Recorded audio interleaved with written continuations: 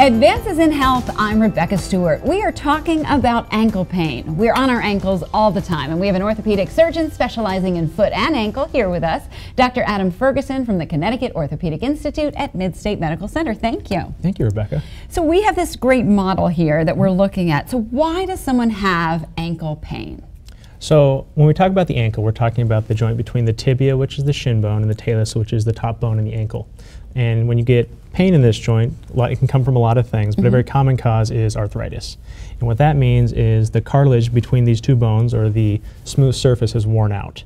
That can happen for a number of reasons. Sometimes it's genetic, sometimes it's activity related, but most commonly in the ankle it's because of trauma. And trauma can be something small, like you rolled your ankle a bunch of times as a kid, or it can be something larger, like you had a bad injury, such as a break or something that needed surgery.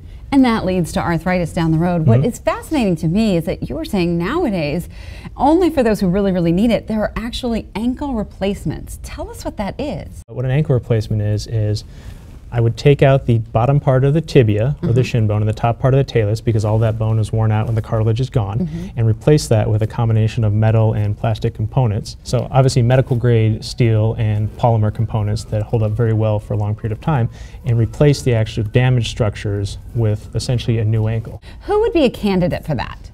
So that's another good question. Best candidates for this are younger, active people that still have some ankle range of motion, but are having trouble doing things they enjoy.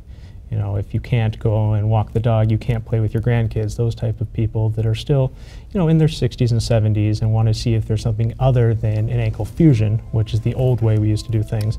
And that was basically taking this bone and growing it to this bone so you didn't have any motion left there. If you would like to learn more, head to WTNH.com/advancesinhealth.